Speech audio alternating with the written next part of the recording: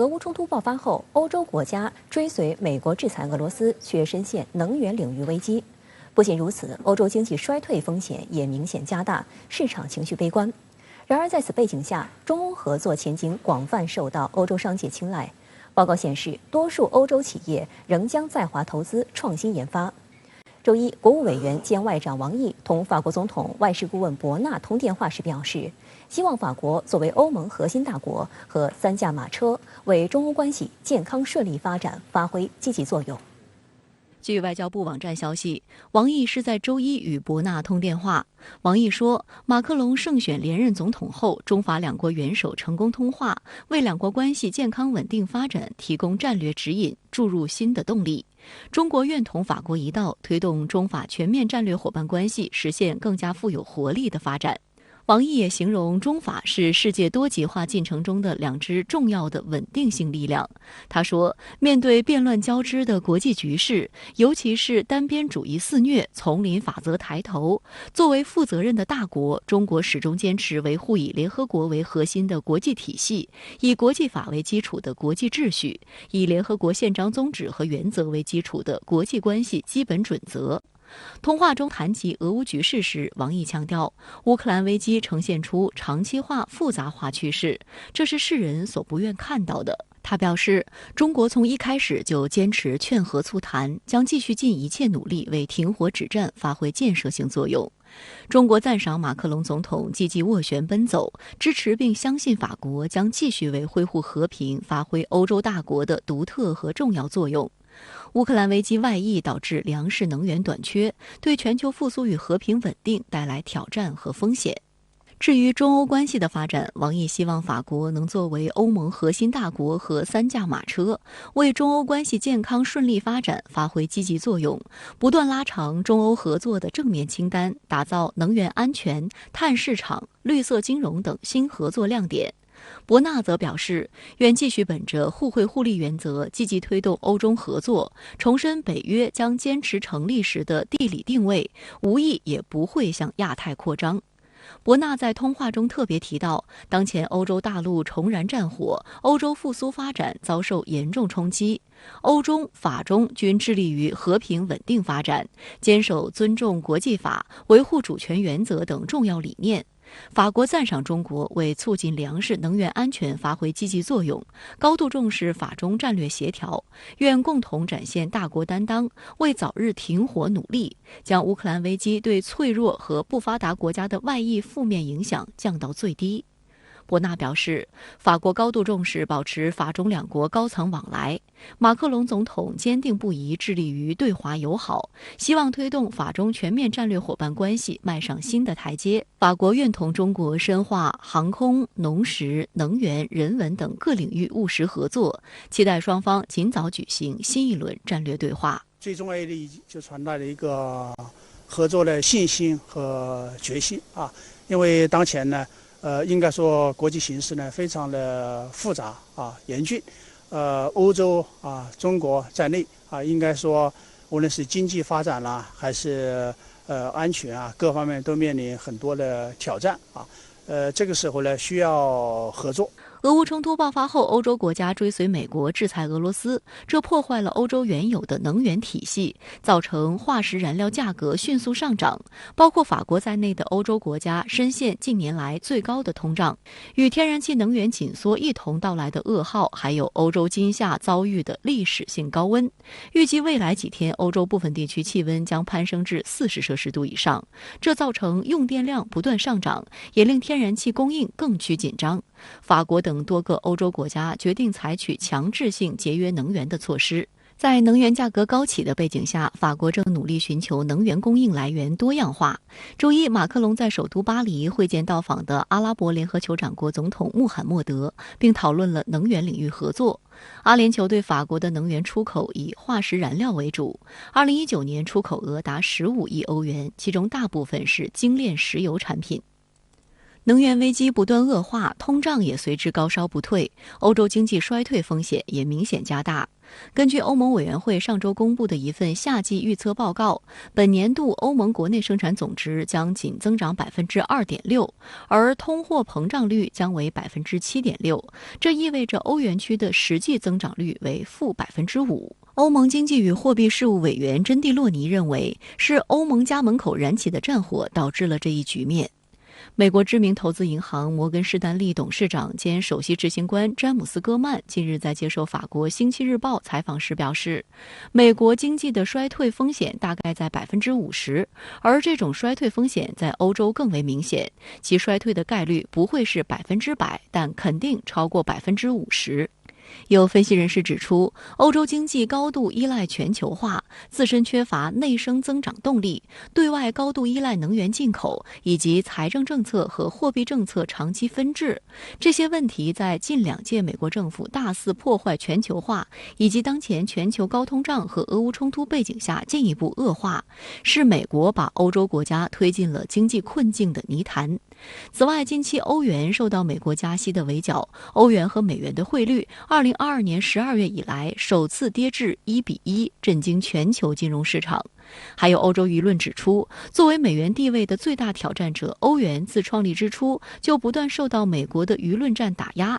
近期不少美国舆论借机炒作欧元衰退论，打压欧元，打击欧元声誉，导致市场悲观情绪蔓延。美国人一直反对欧洲呢搞战略自主不愿意见到一个战略自主的欧洲，也不愿意看到欧洲呢和俄罗斯走近我想呢，美国呢是利用推动乌克兰危机一个是削弱欧洲的战略自主，再一个呢就是阻止欧俄的走近。欧俄关系呢已经很难恢复到当初的一个状态，所以无论是欧洲还是俄罗斯这种状况在美国的这种政策之下是很难好转的。在欧洲经济复苏前景越发暗淡的情况下，欧洲商界将目光再次投向中国。根据中国欧盟商会和柏林莫卡托中国研究中心联合撰写的一份报告显示，大多数在中国的欧洲企业得益于在中国的创新研发，并将继续这一战略。75%的受访企业表示将增加在中国的研发投入，18%的企业会保持现有水平。欧盟商会主席伍德克在报告发布会上说，与中国脱钩不是一个选项，退出中国市场将损害企业的利益。中国海关发布的数据也证实，中欧经贸合作保持良好势头，中欧货运班列增长明显。周二，中共中央政治局委员、国务院副总理刘鹤将同欧盟委员会执行副主席东布罗夫斯基斯共同主持第9次中欧经贸高层对话。东布罗夫斯基斯在社交媒体表示，期待与刘鹤共同主持这次重要对话，预计将就多项全球议题展开讨论，涉及粮食安全、能源价格、供应链等。近几年呢，由于美国的极力的破坏干扰，还有欧洲的一些反华势力的推波助澜，应该说呢，中欧关系呢是出现了一些问题但是欧洲呢绝大多数国家和这个民众都认识到，中国呢是不会对欧洲构成威胁，反而呢是一个应该拉住的合作伙伴。欧洲的制造业这个先进的技术还是比较发达的，中国呢有庞大的市场，中国的这个无论是这个经济的发展还是科技的进步也对欧洲呢构成这个机遇我想呢，双方的合作潜力、合作空间呢是很大的。王毅同法国总统外事顾问通电话，希望法国发挥大国作用，推动中欧关系发展。而欧洲经济现在也出现了有明显的衰退迹象，那么您觉得中欧关系会改善吗？中欧关系呢，到2020年底都是稳定而友好的。但是呢，在拜登政府的搅局下欧洲对华态度发生了转变，把人权和经济呢相挂钩，那么中欧关系呢开始走下坡路。针对俄乌军事冲突，中国比较公道的立场也让一些欧洲国家呢不高兴，欧美呢是一直反俄援乌的。但是现在这欧洲呢正在经受双重烧烤，一呢是高温天气的烧烤，二是能源紧缺、物价飞涨的烧烤。与美国一道，对俄极限经济制裁呢不仅开始反过来通视欧洲经济，就连大众所需要的空调冷气都得不到，因为呢，这石油天然气的价格太高了，发电量大为不足。而最为紧迫的是，欧洲经济呢面临衰退的危机，一些欧洲人呢开始抱怨欧洲呢被美国牺牲了，并且对这个俄乌战争呢重新评价，不怎么支持了。这中国呀早就指出，这制裁啊是解决不了任何问题，只能让局势越来越复杂，越来越紧张。现在的欧洲呢就在经受制裁的正统和其他外商，所以呢中欧关系向好还是有可能的，只要这个欧洲啊摒弃意识形态偏见，只要欧洲国家呢真正想解决这个目前面临的经济困境。另外呀，这个欧洲减少对俄罗斯能源依赖以后，需要相同体量的能源供应，而美国呢又无法保障，怎么办呢？那么向新能源转换，比如说像太阳能、风能等等。而中国呢在新能源技术和材料方面位居世界前列，不仅质量高，而且呢这供应能力强。那么欧洲呢要加快向新能源转移，必然大量的需要中国的技术和产品，这呢也为这个中欧合作呢提供了契机。那么我个人认为啊，要让欧洲的政要们换脑筋，可能呢还需要一些时间。但是呢，中欧交好，共同提振彼此的经济，仍然是大势所趋。周一，美国国防部宣布，雷神公司研发的一款高超音速导弹试射成功，这是美国自2013年以来此类武器第3次成功试验。高超音速武器研发已成为全球军事领域竞争的顶尖科技项目，但现在美国显然落后了。为此，有美国议员推动白宫建立举国体制，来加速研发高超音速武器。美国国防部高级研究计划局称，美国军方近期成功进行了一次高超音速武器试验。该局在发布的声明中称，在高超音速吸气式武器概念框架内进行了成功试飞。声明指出，所试验的运载工具由美国国防承包商雷神技术公司制造，所有主要和次要任务都在试验期间完成，包括展示战术射程能力。雷神公司则表示，该公司完成了加强美国高超音速能力的重要国家任务，但没有公布更多的技术细节。报道指出，这是美国自2013年以来此类武器的第3次成功试验，其中雷神公司成功2次，洛克希德马丁公司成功1次。值得指出的是，虽然9年来一共只成功试射3次，但有2次成功都在最近1周内取得，显示美国相关研发正在加速进行。它连续的试射主要是因为它的助推器出现了故障。所谓成功的试验，主要也是针对这个助推器本身。至于说这个高超声速的部分，它有没有成功，技术上可不可行，其实还没有到检验的地步。应该来说，美国的这个高超音速武器的研发，目前来说整体是属于一个比较坎坷的阶段。这些失败，首先它大部分的问题并不是一个纯粹的技术问题，更多的是一种项目管理上的失败，影响了整个项目的推进。这个可能是比美国单纯在高超声速武器领域的这种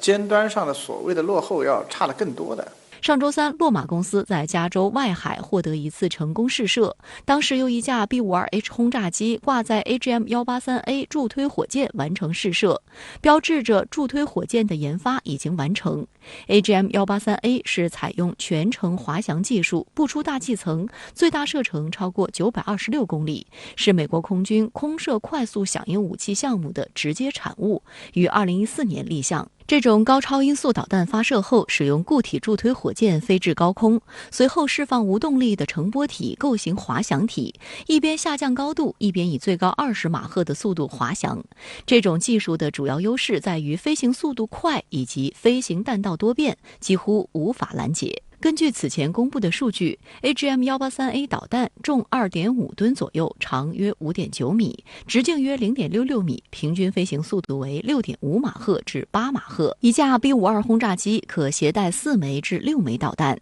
依据美国空军此前的计划，其原本将在2022财年花费1.6亿美元采购12枚 AGM-183A 高超音速导弹，但由于该武器2021年4月5日、7月28日和12月17日3次的助推飞行试验均告失败，采购计划随之取消。今年4月，根据美国空军披露的2023财年预算信息，将投入4.59亿美元用于支持该导弹的后续研发，同时将花费4656万万美元采购一枚 AGM-183A 高超音速导弹的样弹。而随着该武器本次助推飞行试验的成功，有消息称，美国空军今后或将重新制定此款导弹的采购计划。高超声速武器从这个武器系统本身来说，它只是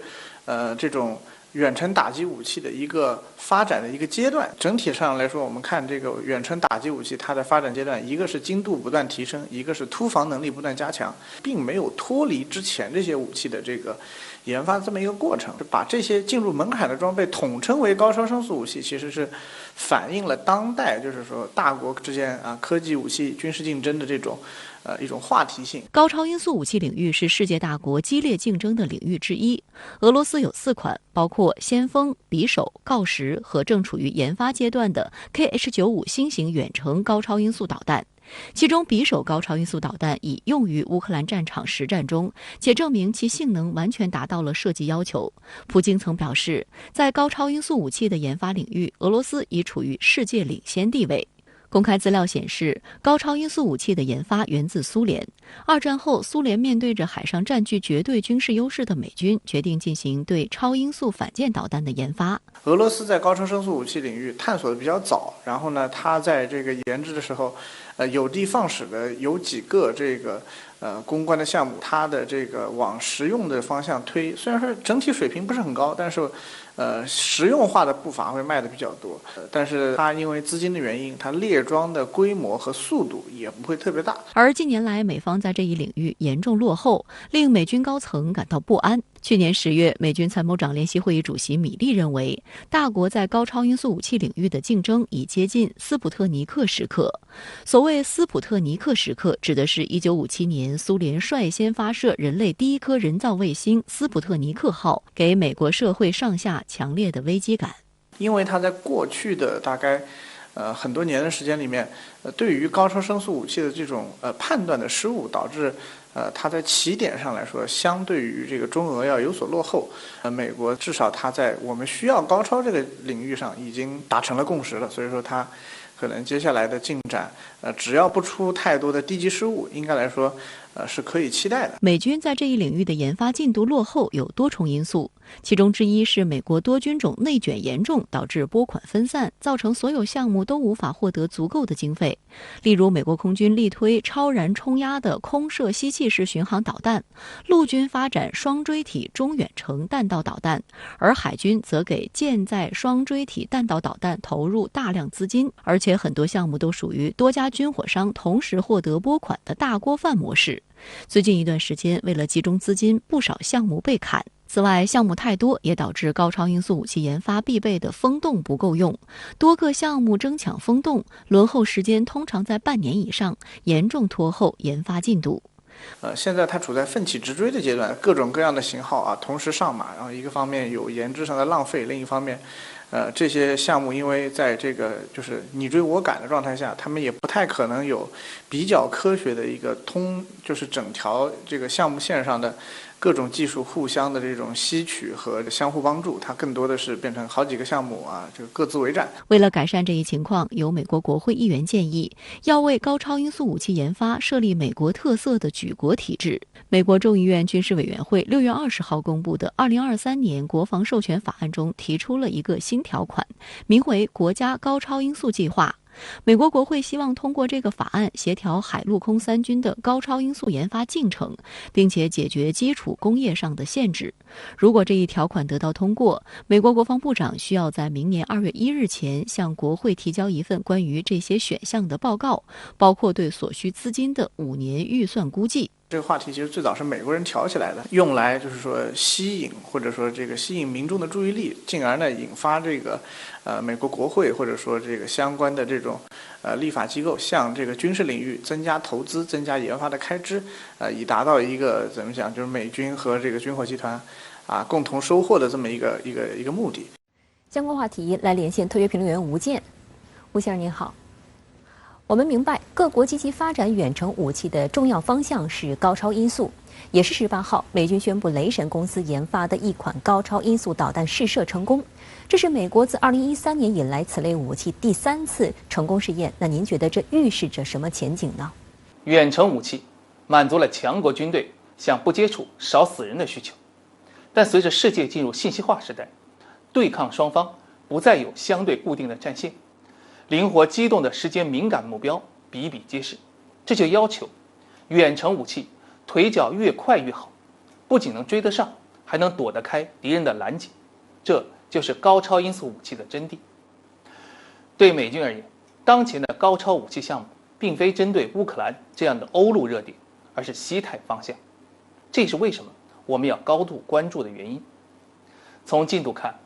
前年到去年，美陆海军联合的通用高超滑翔体，也就是暗鹰导弹，还有空军的 AGM-183 导弹都试飞成功了，预示着他们在设计验证方面有了重大进展，后续是可靠性验证和实装操作。他们将主要配置给陆基发射车、轰炸机或者潜艇，充当由太平洋1、2岛链之间的突破工具，以抵消所谓的大国对手的反介入区距者。这些高超导弹隐蔽性强，因为它们的初始阶段和普通导弹无异，只有当弹头分离后才能判断是何方神圣。要注意的是，别看高超弹药，特别是高超滑翔弹药，有5到10马赫的极速，但跟弹道导弹载入大气层时的速度相比，还是慢了许多。它们的突防不光靠速度，而是机动和速度的结合。特别是你有末端精确打击需要的话，高超武器还得在飞行末段减速。原因是高超状态下，弹体周边的空气会因摩擦高温而等离子化，频段电子频谱。美军的实验测算过，要让高超武器达到和美军现役的捷达姆弹药相近的精度，末端的速度就得降到3马赫以内，这样才有余量来完成目标识别和弹道修正。换言之，高超武器虽然在飞行中段轨迹难寻，可一旦接近目标，它反倒不得不减速。被保护的目标呢，如果有匹配的反导系统和数据链支撑，仍然有较高的对抗机会。我之所以强调这一点，是希望大家不要坠入了武器制胜的迷思。现代战争是体系对抗，胜利总属于拥有功能全面、指挥顺畅、反应有效的一方。好的，也谢谢吴先生以上的分析，请您保持在线，我们稍后会继续连线您。美方近日刚宣布新一轮对台军售后，又传出众议院议长佩洛西计划在8月率领代表团窜访台湾。如若成行，这将是过去25年来美国众议院议长首次窜访台湾。对于这一传闻，中国外交部于周二作出回应，如果美方一意孤行，中方必将采取坚决有力措施。在周二的外交部例行记者会上，发言人赵立坚用4个严重回应佩洛西计划窜访台湾的消息。如果佩洛西众议长访台，将严重违反一个中国原则和中美3个联合公报规定，严重损害中国主权和领土完整，严重冲击中美关系的政治基础，向台独分裂势力发出严重错误信号，中方对此坚决反对。赵立坚强调，美国国会是美国政府的组成部分，理应严格遵守美国奉行的一个中国政策。中方要求美方不得安排佩洛西众议长访台，以实际行动履行美方不支持台独的承诺。如果美方一意孤行，中方必将采取坚决有力措施，坚定捍卫国家主权和领土完整。由此造成的一切后果，必须完全由美方负责。今年4月，佩洛西即将访台的消息被台媒热炒。不过，随后佩洛西新冠病毒检测呈阳性，其窜台计划被搁置。当时舆论将其称之为战略阳性。周一，英国《金融时报》援引多名消息人士的话称，佩洛西计划下月窜访台湾。据报道，佩洛西一行还计划访问日本、新加坡、印度尼西亚和马来西亚，并在夏威夷美国印太司令部总部停留。有分析指出，4个月后佩洛西准备再次玩火，并且再次提前透露剧本，主要有2大政治考量。首先，随着美国中期选举临近，美国国内通胀加剧，6月份更是高达9.1%，创下40年来新高。民主党拜登支持率跌至谷底，民众怨声载道。同时，共和党的前总统特朗普、前国务卿蓬佩奥纷纷放出参选2024的消息，民主党面临选票危机，急需捞取更多政绩。此时，在台湾问题上展现出某种不输于共和党的激进姿态，正成为诸多选项中的优先项。不过，在佩洛西是否应该访问台湾问题上，美国政府存在分歧。2名知情人士透露，一些美国官员认为，佩洛西如果在4月份窜访台湾更容易合理化，因为当时俄乌冲突刚爆发不久，而8月适逢中国的8·1建军节，不宜在这样的时间点挑衅中国。国台办发言人朱凤莲也于周二回应称，美国一些国会议员一段时间来在台湾问题上屡屡采取挑衅言行，支持怂恿台独分裂势力，为民进党当局的谋独行径站台说项，其目的就是打台湾牌，企图以台制华，阻碍中国的统一进程。民进党当局靠勾结外部反华势力谋独，无论以什么名义采取什么形式，其下场只能是失败。环球时报特约评论员胡锡进周二在社交媒体发文称，如果佩洛西真敢去台湾，将是重大事变，他将成为分裂中国的敌人，他将会经历一次冒险之旅，他还要为可能引发台海军事冲突承担历史责任。佩洛西办公室目前尚未确认此计划是否属实，而白宫方面虽然拒绝就国会的出访计划发表评论，但也并未明确反对佩洛西此行。实际上，拜登本人也变本加厉打台湾牌。今年2月，他就派出包括美国参联会前主席迈克尔·马伦在内的代表团窜访台湾。值得警惕的是，周二由美国前国防部长埃斯珀率领的大西洋理事会窜访台湾，并与蔡英文会面，这也是自蔡英文上台以来大西洋理事会第4次组团窜台。埃斯珀在担任美国防长期间曾多次公开表达对台支持，卸任后被蔡当局形容为重要的国际友人。在与蔡英文的会面中，埃斯珀妄称一个中国政策毫无用处，并呼吁拜登政府重新检视在台海安全问题上的战略模糊。对此，中国外交部发言人赵立坚予以坚决驳斥。一个中国原则是中美关系的政治基础，也是国际社会的普遍共识。中方坚决反对任何人、任何势力企图玩弄台湾牌，干涉中国内政，损害中方核心利益。外界注意到，中美高层近期多次就台湾问题交换意见，包括6月10号中美防长在新加坡香格里拉对话会期间的会谈，以及7月9号国务委员兼外交部长王毅在与美国国务卿布林肯在印尼20国集团会议期间进行的长达5个多小时的会谈。王毅当面向布林肯强调，中美3个联合公报才是两国最可靠的防护，只要切实履行各自在3个联合公报中所做承诺，坚持正确方向，及时排除路障，打通前行道路，双边关系就不会脱轨失控，否则再多的护栏也起不到作用。既然美方承诺不支持台湾独立，就应该停止掏空歪曲一个中国政策，停止在台湾问题上切香肠，不得打台湾牌，阻挠中国的和平统一进程。对此，布林肯重申，美方不支持台湾独立，不寻求改变台海现状。然而，就在美方做出相关承诺不久，就故技重施，在台海议题上兴风作浪。上周五，美国国防部发表声明称，美国国务院已批准对台出售总额1.08亿美元的军事技术援助。此次对台军售是拜登上任1年半以来第5次，主要包括坦克和战斗车辆的备件和维修部件，以及提供技术和后勤支持。仔细看它的内容，跟以往的军售案其实是不太一样的。第一个，它是针对地面的车辆这些部分；那第二个案，它是针对后勤的部分。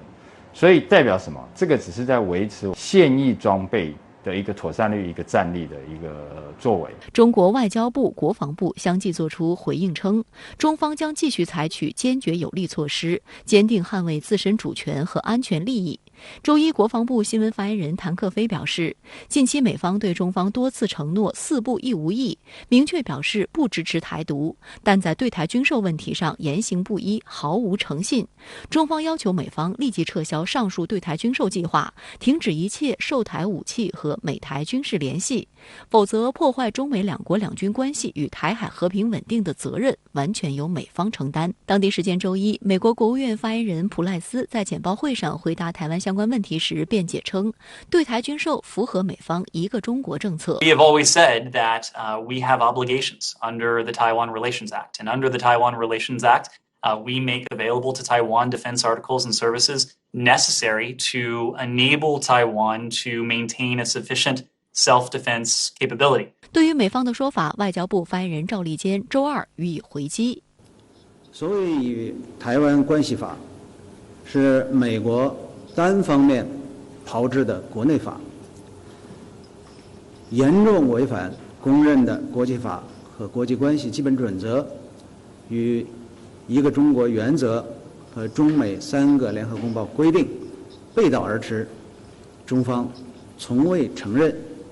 一贯反对。分析指出，拜登政府上台以来，不断操弄台湾议题、以台制华的战略意图越来越明显。在美国全面遏华的背景下，未来必然不会放弃台湾这枚棋子。对台军售、政客赴台等挑衅行为仍将持续，这也正是中美关系的最大难点和风险点。还一直在强调说，我们跟美国的关系非常好，然后这个美方全力的支持我们的防卫台湾的一个决心。我觉得。可能不是表面上我们看到这么单纯。美国财政部长耶伦周二到访韩国首尔，开启他亚洲之行的最后一站行程。当天，耶伦与韩国总统尹锡悦会面，并在参观韩国科技巨头公司后发表讲话，呼吁韩国等值得信赖的盟友加强与美国的贸易关系，竭力吹捧有岸外包的概念，鼓吹所谓减少对中国供应链的依赖。Friendshoring is about deepening relationships and diversifying our supply chains with a greater number of trusted trading partners. The purpose is to lower risks for our economy and theirs. In doing so, we can help to insulate both American and Korean households from the price increases and disruptions caused by geopolitical and economic risks. 耶伦在讲话中还攻击中国，老调重弹，抹黑称中方利用不公平的贸易行为，在包括半导体生产等行业取得主导地位。We cannot allow countries like China to use their market position in key raw materials, technologies, or products to disrupt our economy or exercise unwanted geopolitical leverage. 有岸外包战略最早由耶伦于今年4月在美国智库大西洋理事会的一次演讲中提出。耶伦当时宣称，美国在一些稀有资源领域。在 LG 集团的最新演讲中，耶伦进一步解释称，有岸外包意味着更紧密的关系和多元化供应。耶伦提出来的这个概念呢，其实从任何一个角度来讲，基本上它是一个希望能够对抗中国在这个全球工业体系上的完备性跟这种有效率的竞争性上面来试出做出一个这种对抗。但有岸外包明显是泛化国家安全概念的政治化操弄，是反市场经济和反全球化的行政操弄手段，产业界对此并不看好。日本经济新闻上周还发文警告称，从稳定供应链的角度来看，美国在与之邻近的中南美和加拿大、墨西哥搞有岸外包，无疑是有利的候选阵地。但美方却将矛头指向中国这一世界经济的重要引擎，这一举动可能对支撑西方经济增长的自由贸易造成损害。在美国政府鼓吹调整供应链的背景下，企业可能不再像以往一样基于低生产成本等经济合理性构建供应链，而是会更多地考虑新建生产基地的地缘政治风险，这无疑将导致成本上升、竞争力降低、加剧通胀。更多的经济学家担忧，美国搞有岸外包可能会破坏全球化带来的宝贵经济成果。美国《华尔街日报》上月的报道就指出，有岸外包战略将更强调安全和政治问题，迫使各国选边站，甚至可能导致世界经济分裂为以美国和中国为中心的两个经济集团。报道称，据世贸组织的经济学家估算，分裂可能导致全球经济产出在10至20年间减少5%，相当于4万多亿美元。不仅将导致西方国家物价进一步上涨，企业利润下降，这些价格成本还将不成比例地由那些贫困国家承担。Shifts in supply chains, not to move fully away from globalization, a full decoupling or something that moves close to full decoupling will not help anyone. 从任何一个角度来讲，基本上这是一个比较不符合效率跟科学跟金钱利益上的一个行为。你为了要去打击一个固定的这种敌人的时候，你必须去设置一些所谓特殊的这种机制。这种机制不是站在一个比较利益，不是站在一个最有效率，不是站在一个最有竞争力的这基础上面来讲，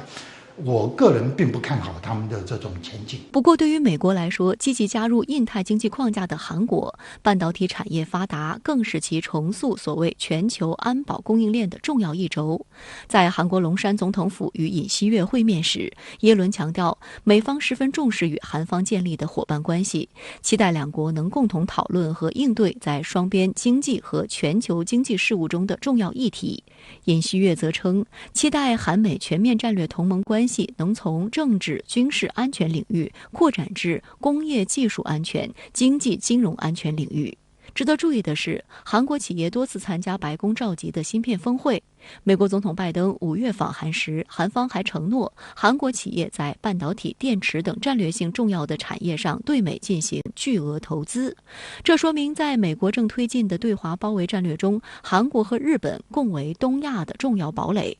此前，美国将日韩列为其打算构建的芯片4方联盟的成员，近期要求韩国在8月底之前答复美方是否加入。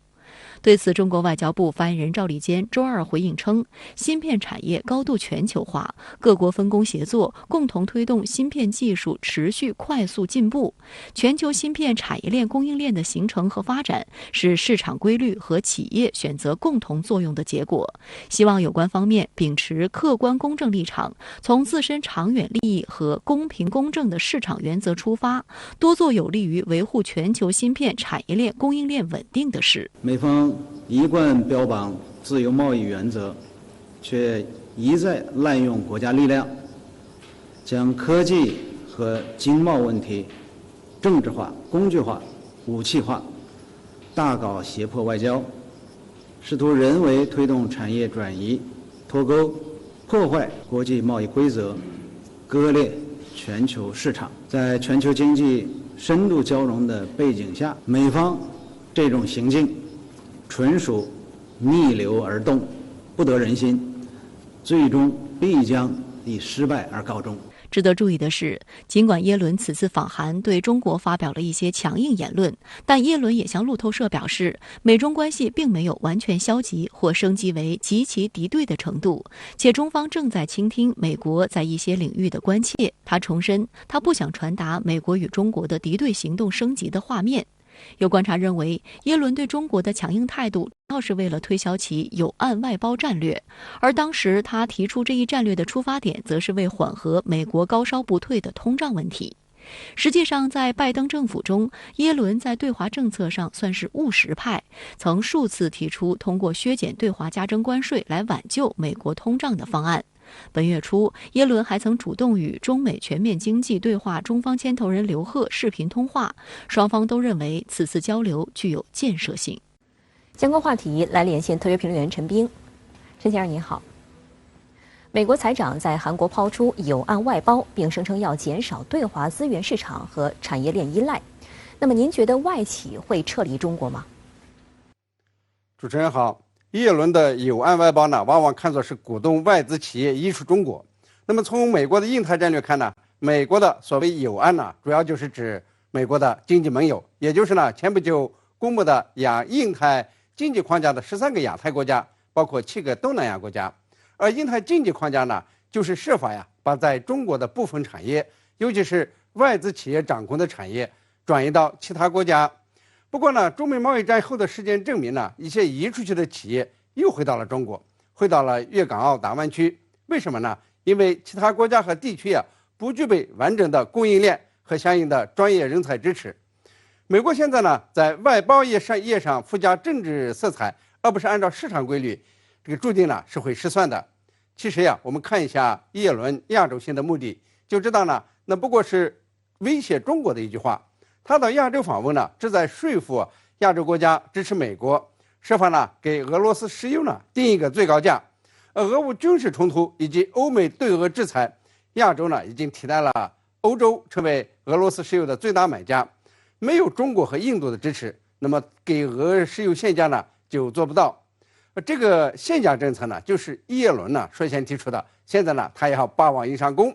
不过呢，很多美国经济学家都预言呢，给俄罗斯石油定价呢是一个无法完成的任务，不符合市场规律。中国和其他亚洲国家呢也没有响应，并且提出劝和促谈，结束战争才是良方。于是呢，这美国便用友岸外包来威胁中国。同时呢，也用友岸外包给亚洲盟友画一个大饼，敦促他们呢支持美国的限价政策。也就是说呢，只要是亚洲国家支持美国的政策，那么将来呢就能从产业外包中和产业转移中得到好处。这亚洲国家呢当然知道，印太经济框架呢不是一个贸易协定，没有市场准入优待，即便一些产业从中国转移到本国，还得靠自己去营销，并不能保证呢一定会进入美国市场。可以说呢，这友岸呢不存在，外包也不存在，不过是美国呢威胁中国的一句空话。我敢肯定的说这友岸外包呢不会把外资企业勾引出中国的。各类企业呢最终还是根据市场规律，而不是美国的地缘政治动员来决定自己的投资方向和产业项目的。最近，中东地区似乎成为大国竞相拓展影响力的热土。前脚，美国总统拜登刚刚结束中东之行，后脚，俄罗斯总统普京于周二也踏上伊朗的旅程。这是普京自俄乌战事以来的第2次外访。期间，普京参加阿斯塔纳进程国家首脑会议，并与伊朗、土耳其领导人会面。普京为什么选择这个时间点出访？俄罗斯和伊朗之间将讨论哪些议题？俄罗斯、伊朗、土耳其3国领导人如何讨论叙利亚问题？在中东地区的大国博弈是否在加剧？来看报道。据伊朗国家电视台消息，俄罗斯总统普京周一晚间已抵达伊朗首都德黑兰。周二，普京同伊朗总统莱西等高级官员举行会谈，并将参加俄土伊叙利亚问题阿斯塔纳进程首脑会议。叙利亚问题阿斯塔纳会谈由俄罗斯、土耳其、伊朗3国于2017年1月发起，主要目的是推动叙利亚境内政府军与反对派武装实现停火，并合作打击叙境内恐怖组织，就叙利亚国内重大政治问题达成意向性共识，寻求叙利亚危机解决方案。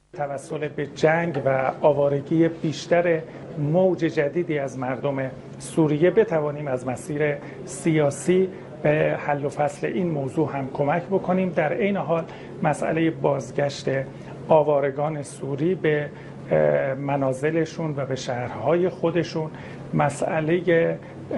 کمک به صلح و ثبات و امنیت در سوریه از جمله موضوعاتی است که در دستور کال این نشست سه‌جانبه قرار دارد. 俄罗斯联邦总统中东和非洲国家事务特别代表副外长波格丹诺夫认为，普京访问德黑兰后可能会与叙利亚总统阿萨德接触。除了叙利亚问题，外界最为关心的就是俄罗斯与伊朗的双边会晤。普京在与伊朗总统莱西进行会谈后，还将与伊朗最高领袖哈梅内伊会面。伊朗国家通讯社最新消息称，伊朗国家石油公司同俄罗斯天然气工业股份公司签署战略合作谅解备忘录。根据协议，俄罗斯企业将向伊朗石油业投资400亿美元，这是伊朗石油行业历史上最大的外国投资。除了伊俄签订多项经济合作协议，外界关注的另一焦点就是俄罗斯购买伊朗的无人机以及双方在军事方面的合作。美国国务院发言人普莱斯此前威胁说，如果伊朗向俄罗斯提供无人机，美国将对伊朗实施制裁。普莱斯在记者会上说，任何类似的提供都将导致我们实施制裁，我们继续跟踪这一情况。不过，俄罗斯外交部消息人士早些时候称，美国政府关于俄伊就购买一批攻击型无人机达成协议的声明是荒谬的说法，伊朗外交部也驳斥了这一信息。两国经济合作方面，俄罗斯总统新闻秘书佩斯科夫日前还透露，俄罗斯和伊朗在未来的贸易中将逐步放弃使用美元。俄罗斯和伊朗两国在2021年的贸易总额超过40亿美元，两国在过去几个月净贸易额增长了31%。佩斯科夫表示，俄罗斯和伊朗建立合作可以减轻西方制裁给两国带来的影响。为了避免西方制裁伤及经济底盘，俄罗斯已经率先宣布推动去美元化。俄罗斯4月1号起向不友好国家和地区供应天然气时改用卢布结算。俄政府还表示，不排除将这种结算模式推广到其他领域。俄罗斯和伊朗之间的贸易要放弃美元，这个是他们的一个共同的对抗美国的方式。随着时局的发展，伊朗呢需要减轻负担，摆脱孤立；俄罗斯呢也是需要在叙利亚尽早的减轻负担，把力量集中在乌克兰战场上。而普京在出访前一天就表示，尽管西方的制裁对于俄罗斯造成了威胁，但是俄罗斯不会与世隔绝，会积极寻找新的解决方案来应对制裁，更不会脱离整个世界孤立发展。Но мы не только не собираемся опускать руки, пребывать в какой-то растерянности или, как некоторые наши доброжелатели в кавычках предрекают, отступать на десятилетия назад. Конечно, нет. Наоборот, осознавая колоссальный объем трудностей, которые стоят перед нами, будем интенсивно и грамотно искать новые решения. Эффективно использовать уже имеющиеся суверенные технологические заделы, разработки отечественных инновационных компаний. 俄伊领导人会晤之后，普京还会与土耳其总统埃尔多安举行双边会晤，讨论乌克兰粮食出口问题等。土耳其国防部长阿卡尔周一表示，俄罗斯、乌克兰、土耳其和联合国本周内可能再次举行有关乌克兰粮食出口问题4方会谈，商讨如何落实具体措施，确保乌克兰粮食顺利出口。